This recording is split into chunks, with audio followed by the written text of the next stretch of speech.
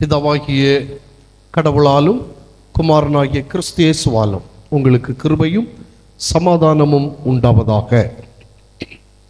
உயிர்த்தெழுந்த ஆண்டவர் இயேசுநாதரின் நாமத்தில் உங்களை நான் வாழ்த்துவதிலே மகிழ்ச்சி அடைகிறேன். குறிப்பாக இந்த நித்திய வெளிச்சம் தொலைக்காட்சி வழியாக உங்களை சந்திப்பதிலும் உங்களை வாழ்த்துவதிலும் நான் மகிழ்ச்சி அடைகிறேன்.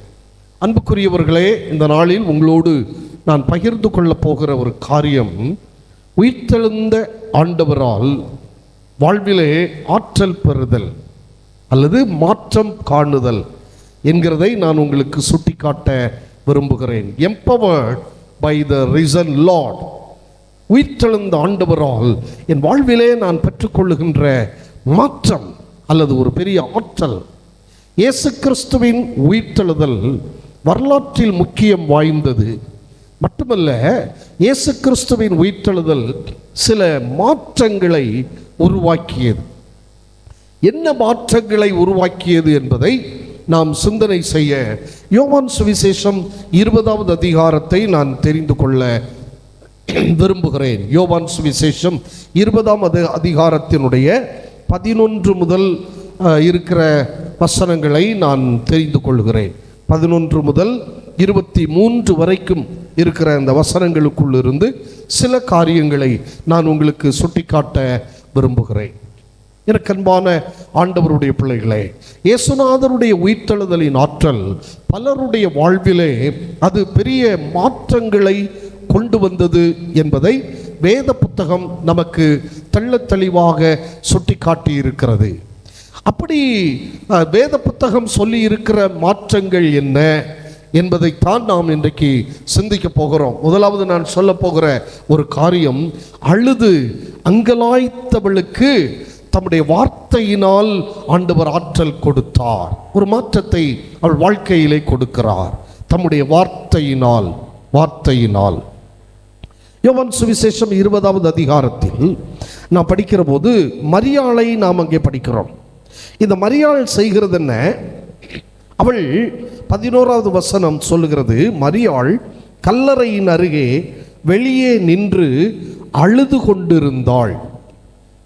மரியாள் கல்லறையின் அருகே வெளியே நின்று அழுது கொண்டிருந்தாள் என்று சொல்லப்பட்டிருக்கிறது.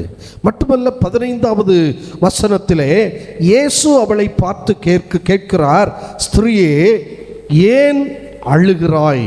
ஸ்திரீயே ஏன் அழுகிறாய் என்று சொல்லுவதை நாம் கவனிக்கிறோம். அப்படியானால் அவள் அழுது அங்கலாய்த்து கொண்டு நிற்கிறாள், அழுது புலம்பிக் கொண்டு நிற்கிறாள். மரியாளுடைய நிலை அழுகை. இன்றைக்கு பலருடைய வாழ்க்கையின் சூழ்நிலைகள் அழுகை நிறைந்த பள்ளத்தாக்கை உருவ நடக்கிற அனுபவம் இன்றைக்கு பலருக்குள்ளும் இருக்கிறது. எதற்கெடுத்தாலும் அழுகிறவர்களும் உண்டு. எதற்கெடுத்தாலும் அழுகிற சுவாபம் சிலருக்குள்ளே இருக்கும். அப்படி அழுது அங்கலாய்க்கிறவர்களுக்கு ஆண்டவர் தம்முடைய வார்த்தையினால் அவர்களுக்குள் மாற்றத்தை கொடுக்கிறார், ஆற்றலை அவர்களுக்கு அருளுகிறார். இந்த மரியாளுக்குள் இந்த அழுகையின் காரணம் என்ன? இந்த மரியாளுக்குள் இருந்த அழுகைக்கு காரணம் என்ன என்று நாம் படித்தோமானால், இந்த மரியாளுடைய நிலை என்ன? Wrong Outlook. 11வது வசனத்திலே நான் படிக்கிறோம், அப்படி அழுது கொண்டிருக்கையில் அவள் குனிந்து கல்லறைக்குள்ளே பார்த்து. இவன் எப்போதுமே பூமியை பார்த்து பார்த்து பார்த்து அழுகிற ஒரு கூட்டத்திற்கு ரெப்ரசன்டேட்டிவாக இருக்கிறாள். இன்றைக்கு பலர் இதைத்தான் இப்படித்தான் அழுது கொண்டிருக்கிறார்கள். இந்த பூமிக்குரியவர்களை பார்த்து பார்த்து பார்த்து அவளுக்கு அப்படி இருக்கிறது, எனக்கு இல்லையே. அவனுக்கு அப்படி இருக்கிறது, எனக்கு இல்லையே. அவங்களுக்கு கார் இருக்கிறது, எனக்கு இல்லையே. அவனுக்கு நல்ல வீடு இருக்கு, எனக்கு இல்லையே. அவனுக்கு நல்ல சாப்பாடு இருக்கு, எனக்கு இல்லையே. இப்படியே அழுது புலம்புகிற பலரை நாம் காண முடியும். Wrong Outlook. மேலே பார்க்க வேண்டியவள், அவர் இங்கே இல்லை, அவர் உயிர்த்தெழுந்தார் என்பதுதான் இந்த தூதர்கள் சொன்ன செய்தி. அப்படியானால் அந்த செய்தியை கேட்ட பிறகும் இவள் கல்லறைக்குள் உற்று பார்த்து கொண்டே நிற்கிறாள். கல்லறையை பார்த்து கொண்டு நிற்கிறாள். நாம் சில நேரங்களில் மேலே பார்க்க நமக்கு மனம் வரமாட்டேங்கிறது. நாம் கீழே பார்த்து மண்ணையே பார்த்து உழல்கின்ற என் வஞ்சக நெஞ்சதனை விண்ணை நோக்கி பார்த்திடப்பன் இறைவா என்று ஒருவர் பாடினார். இந்த மண்ணை பார்த்து புலம்பி புலம்பி புலம்பி பவுலடியார் கொலோசை சபைக்கு சொல்லும்போது அவர் சொல்லுவார், நீங்கள் இந்த பூமிக்குரியவைகள் அல்ல மேலானவைகளை நாடுங்கள் என்று சொல்லுவார். பூமிக்குரியவைகளை அல்ல, மேலானவைகளை நாடுங்கள், மேன்மையானவைகளை தேடுங்கள். இந்த மரியாளுடைய நிலை ராங் அவுட்லுக், தவறான பார்வை அல்லது தவறான கண்ணோட்டம். இந்த உலகத்துக்குரியவைகளையே பார்க்கிற ஒரு கண்ணோட்டத்தில் இருக்கிறவர்களுக்கு எப்போதும் அழுகைதான். இரண்டாவது, இந்த மரியாளுடைய ஒரு நிலை என்னவென்று நீங்கள் கவனித்தால் மிஸ் அண்டர்ஸ்டாண்டிங், புரிந்து கொள்ளாமை. 13வது வசனம், அவர்கள் அவளை நோக்கி, அவர்கள் என்று சொன்னால் தூதர்கள், ஸ்திரியே ஏன் அழுகிறாய் என்றார்கள். அதற்கு அவள், என் ஆண்டவரை எடுத்துக்கொண்டு போய்விட்டார்கள், அவரை வைத்த இடம் எனக்கு தெரியவில்லை என்றாள். இந்த பெண்மணிக்கு தூதன் ஏற்கனவே சொல்லிட்டான், அவர் இங்கே இல்லை, அவர் உயிர்த்தெழுந்தார், அப்படி சொல்லிவிட்டார்கள். ஆனாலும் இந்த பெண் சொல்லுகிற வார்த்தையை கவனியுங்கள். அவள் சொல்லுகிறாள், என் ஆண்டவரை எடுத்துக்கொண்டு போய்விட்டார்கள். Miss understanding. அவர் உயிர்த்தெழுந்தார் என்ற அந்த செய்தியை மறுக்கிறாள், நம்ப முடியவில்லை. அவளால் தவறாய் புரிந்து கொள்ளுகிறாள், யாரோ அவருடைய சரீரத்தை எடுத்துக்கொண்டு போய்விட்டார்கள். அப்படிப்பட்ட ஒரு தவறான புரிந்து கொள்ளுதல், இதன் மூலமாகவும் அழுகை பலருக்கும் வரும். மூன்றாவது ஒரு காரியம் 14வது வசனத்திலே நாம் படிக்கிற போது, இவைகளை சொல்லி பின்னாக திரும்பி இயேசு நிற்கிறதை கண்டாள், ஆனாலும் அவரை இயேசு என்று அறியாதிருந்தாள். அவர் பக்கத்தில் நிற்கிறார், ஆனால் உணரவில்லை, அவர்தான் இயேசு என்று அறியவில்லை. இந்த நிலையும் நம்முடைய அழுகைக்கு காரணமாக இருக்கும். ஆனால் இந்த உயிர்த்தெழுதலின் ஆற்றல், உயிர்த்தெழுந்த இயேசு தம்முடைய வார்த்தையினால் நமக்கு ஆறுதலை தருகிறார், தேறுதலை தருகிறார். இங்கே நாம் படித்தோமானால், இப்படி அழுது அங்கலாய்த்து கொண்டு நின்ற இந்த மரியாளுக்கு ஆண்டவர் ஒரு வார்த்தை சொன்ன உடனே இந்த அழுகை நின்று விட்டது. பாருங்கள், அவர் சொல்லுகிறார், மரியாளே, மரியாளே என்று அவர் சொன்ன உடனே அவள் திரும்பி பார்த்து ரபுனி என்று மகிழ்ச்சி பொங்க சொல்லுகிறாள். அப்படியானால் ஆண்டவருடைய வார்த்தை ரபுனி, மரியாளே என்ற வார்த்தை அவள் கேட்ட உடனே அவளுக்குள் இருந்த அந்த அழுகை மாறிவிட்டது. இன்றைக்கு தவறான பார்வையினாலே, தவறான புரிந்து கொள்ளுதலினாலே, அறியாத நிலையினாலே நீங்கள் அழுது அங்கலாய்க்கிறீர்களோ? உயிர்த்தெழுந்த ஆண்டவர் இயேசு தம்முடைய வார்த்தையினால்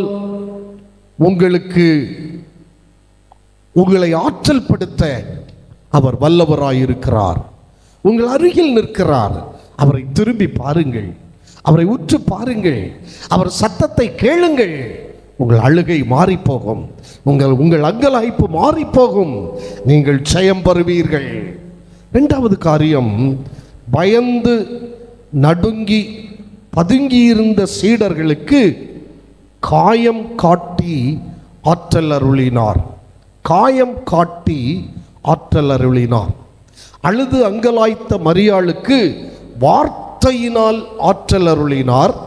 இங்கே பயந்து நடுங்கி பதுங்கியிருந்த சீடர்களுக்கு காயம் காட்டி அவர் ஆற்றல் அருளினார்.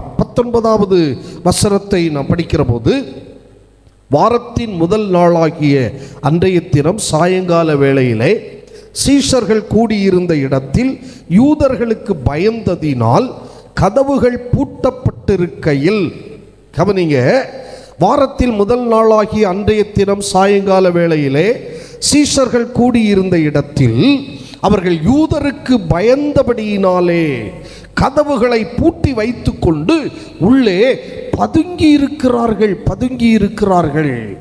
அப்படி பதுங்கி இருக்கிற போது இயேசு வந்து நடுவே நின்று உங்களுக்கு சமாதானம் என்றார். பயந்து போயிருக்கிறாங்க, நடுங்கி கொண்டிருக்கிறாங்க. இயேசு வந்து நடுவே நிற்கிறார், நின்று கொண்டு சொல்லுகிறார், உங்களுக்கு சமாதானம். அடுத்த வசனம் சொல்லுகிறது, 20வது வசனம், அவர் இப்படி சொல்லி தம்முடைய கைகளையும் விலாவையும் அவர்களுக்கு காண்பித்தார். சீஷர்கள் கர்த்தரை கண்டு சந்தோஷப்பட்டார்கள். தன்னுடைய கைகளை காட்டினார். கைகளில் ஆடி கடாவப்பட்டிருக்கிற அந்த காயங்களை அவர் காட்டினார். விலாவிலே ஈட்டியால் குத்தினானே சேவகன், அந்த விலாவிலே குத்துண்ட அந்த காயத்தை அவர் காட்டினார். அப்படி காயம் காட்டி அவர்களுக்கு ஆற்றலை ஆண்டவர் அருளுகின்றார். எனக்கு அருமையான ஆண்டவருடைய பிள்ளைகளே, வேதவசனம் சொல்லுகிறது, ஏசாயா தீர்க்கன் சொல்லுகிறார், ஏசாயா 53ஆம் அதிகாரம் 4வது வசனத்திலே, அவர் நம்முடைய துக்கங்களை சுமந்தார், நம்முடைய பாடுகளை ஏற்றுக்கொண்டார், நமக்காய் அவர் காயப்பட்டார். நமக்காய் அவர் காயப்பட்டு, 5வது வசனத்திலே ஏசாயா 53:5 அவர் சொல்லுகிறார், நமக்கு சமாதானத்தை உண்டு பண்ணும் ஆக்கினை அவர் மேல் வந்தது.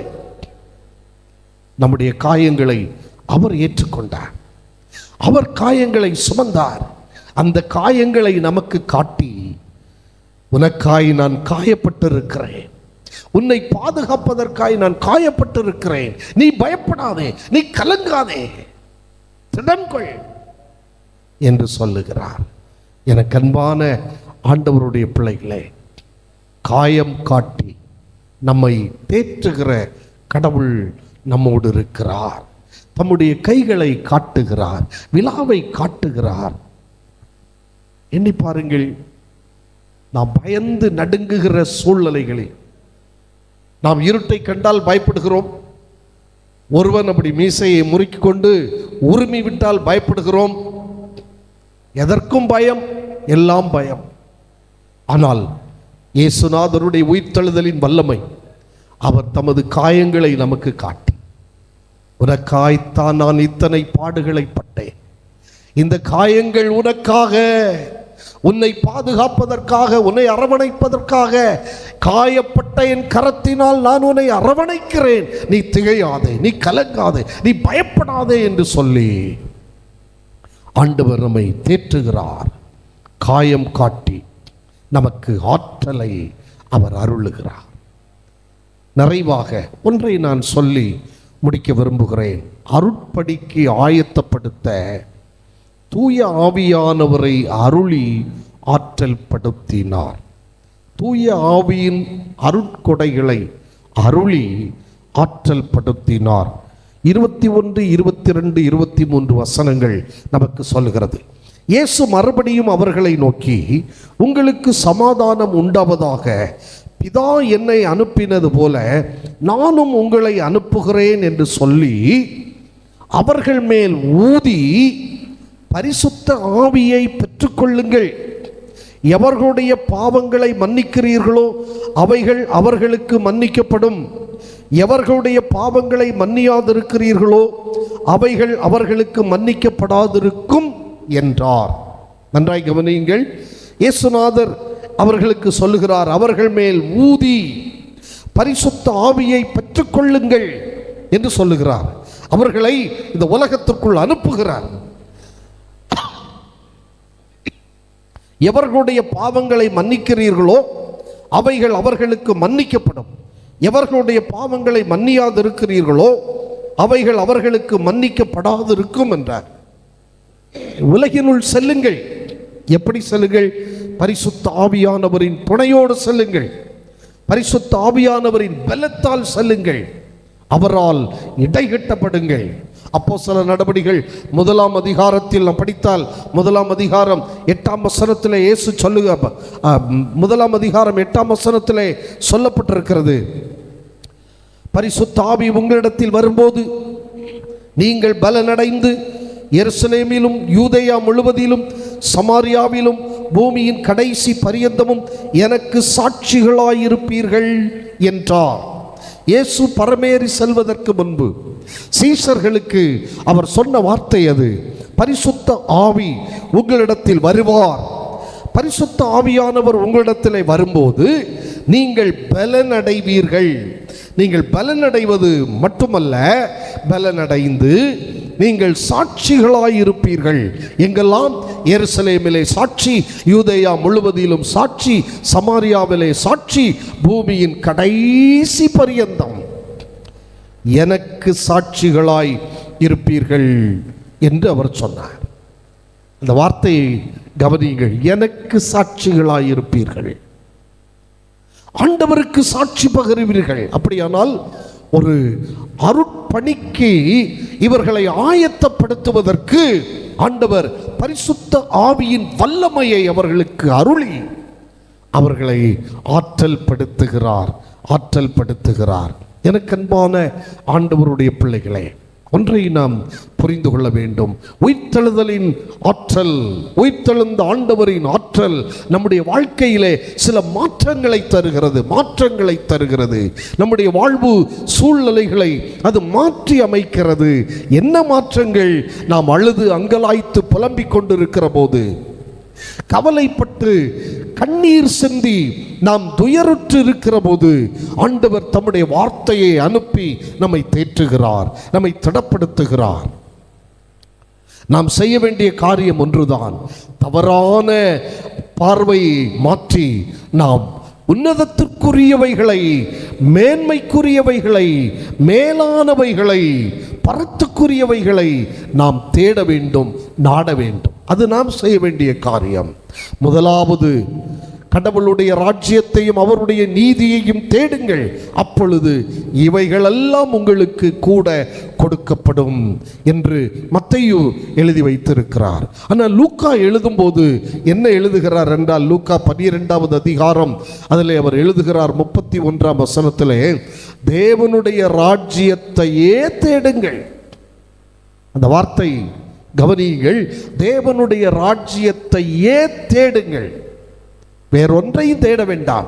அதை மட்டும் தேடுங்க. நீங்க அழ வேண்டிய அவசியம் இல்லை, அழுது புலம்ப வேண்டிய அவசியம் இல்லை, அங்கலாய்க்க வேண்டிய அவசியம் இல்லை, கவலைப்பட வேண்டிய அவசியம் இல்லை, கண்ணீர் சிந்த அவசியம் இல்லை.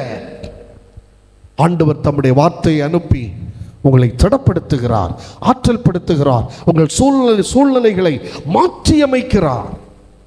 நீங்கள் எதை கண்டும் பயப்பட வேண்டிய அவசியம் இல்லை, பதுங்க வேண்டிய அவசியம் இல்லை. அவர் காயம் காட்டி உங்களை ஆற்றல் படுத்துகிறார். பார், என் காயங்களை பார். இந்த காயங்களை பார்த்த பிறகாயிலும் நீ அறை வீட்டுக்குள் அடங்கியிராதபடி எழுந்து புறப்பட்டு போ, பயப்படாதே, திடன்கொள். உன்னை தொடுகிறவன் என் கண்மணியை தொடுகிறான் என்று ஆண்டவர் சொன்னார். உங்களை தொடுகிறவன் என் கண்மணியை தொடுகிறான். அப்படியானால் ஆண்டவரை தொட்ட பிறகுதான் நம்மை தொட முடியும். ஆகவே நீங்கள் பயப்பட வேண்டிய அவசியம் இல்லை. இயேசுவின் காயங்களை உற்று பாருங்கள், இயேசுவின் காயங்களை உற்று பாருங்கள். இயேசுவின் காயங்கள் நம்முடைய பயம் நீக்கி, நம்முடைய பய சூழல்களை நீக்கி நமக்குள்ளே ஆற்றலை கொண்டு வருகிறது. மட்டுமல்ல, ஆண்டவர் இயேசு நமக்கு அனுப்புகிற பரிசுத்த ஆவியானவருடைய வல்லமை, தூய ஆவியானவரின் செயல் நமக்குள்ளே வரும்போது நாம் பலனடைகிறோம், திடன் பெறுகிறோம். இயேசுவை குறித்து சொல்லுவதற்கு, அருட்பணிக்கு நாம் நம்மை ஆயத்தப்படுத்துகிறோம். அதை நாம் மறந்துவிடக்கூடாது. எனக்கு அன்பான ஆண்டவருடைய பிள்ளைகளே, கடவுள் நம்மை அழைத்த நோக்கம் என் பின்னே வாருங்கள், நான் உங்களை மனுஷரை பிடிக்கிறவர்களாக்குவேன். இயேசுநாதருக்கு பின் செல்ல நாம் அழைக்கப்பட்டிருக்கிறோம்.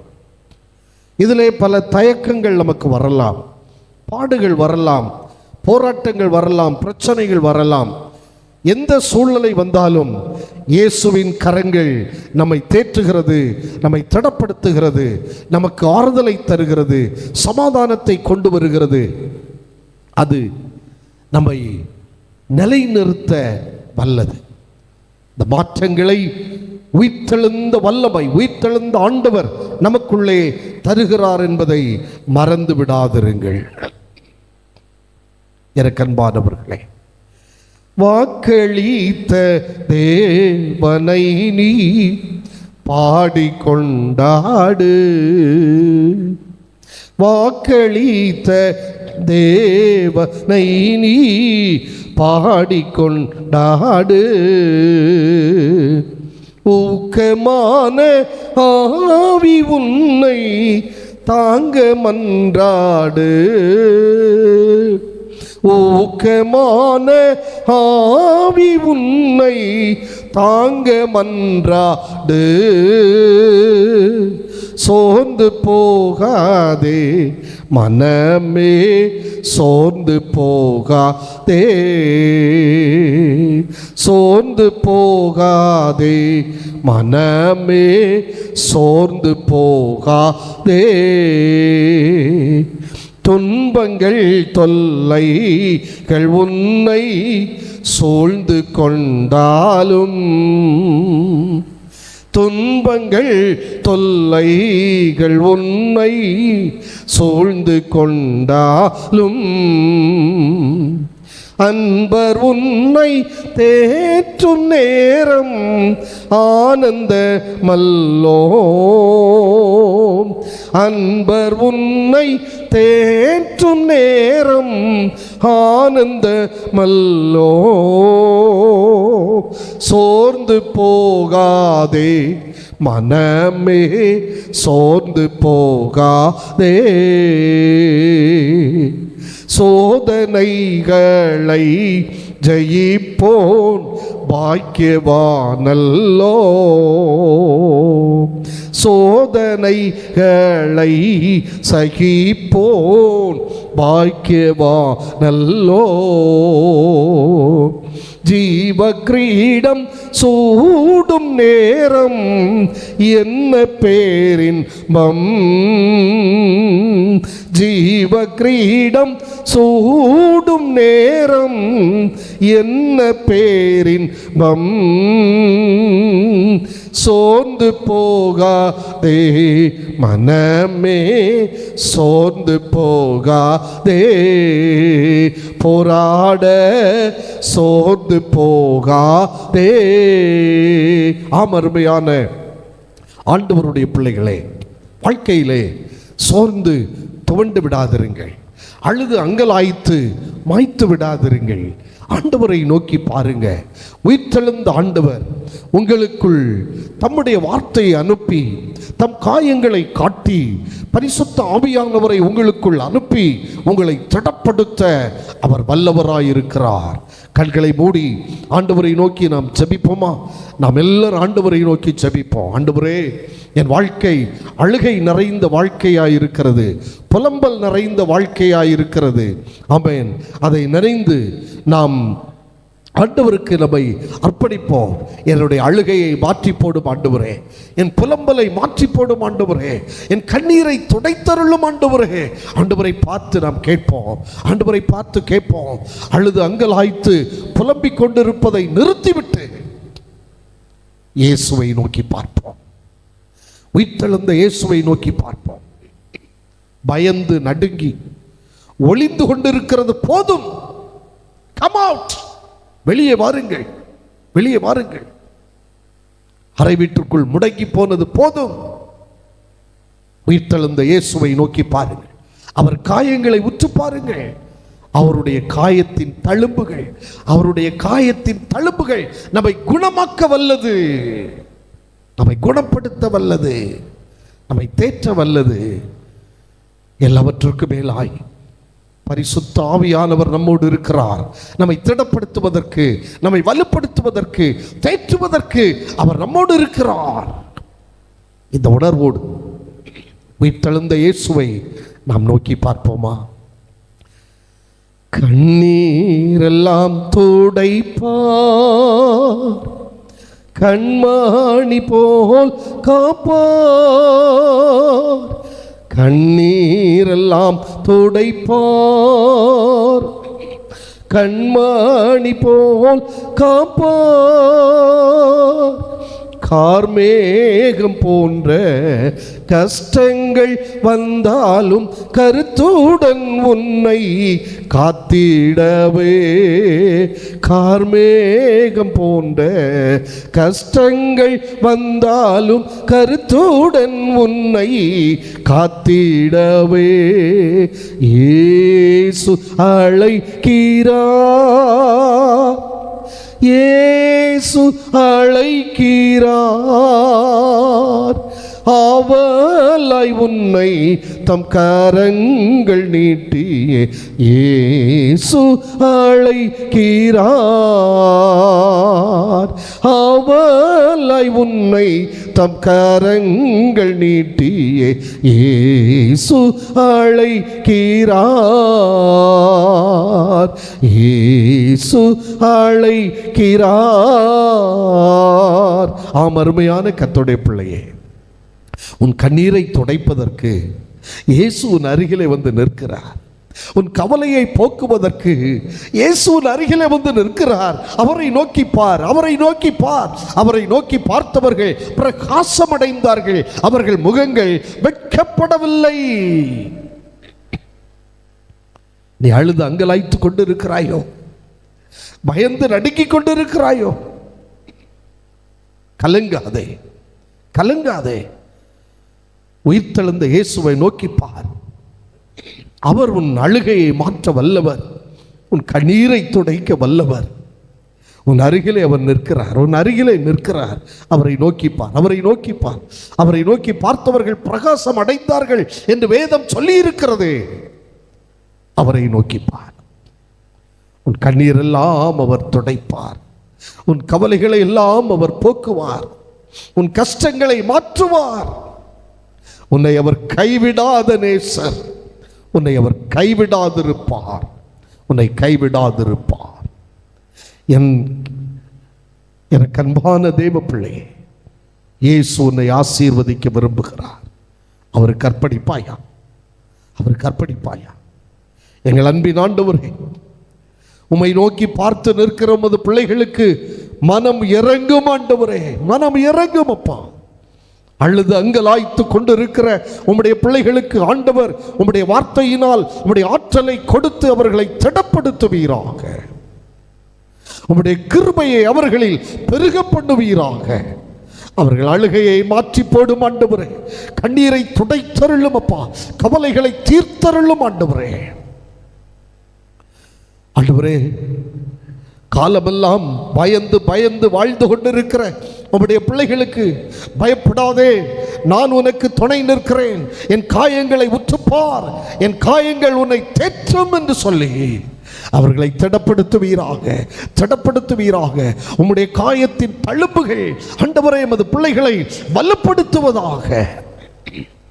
நீர் அவர்களுக்கு உற்ற துணைவராய், உற்ற நண்பராய் ஆண்டவர் உடனே இருந்து உமது பிள்ளைகளை பாதுகாப்பீராக, பராமரிப்பீராக. எத்தீங்கும் அணுகாதபடி நீர் காத்துக்கொள்ள வேண்டும் என்று நோக்கி நாங்கள் ஜெபிக்கிறோம். ஆண்டவரே, ஆசீர்வதியும் அப்பா, ஆசீர்வதியும். ஆண்டவர் இயேசு கிறிஸ்துவின் நாமத்தில் அனைத்தையும் கேட்கிறோம். இரக்கம் நிறைந்த நல்ல பிதாவே, ஆமேன், ஆமேன். May God bless you all.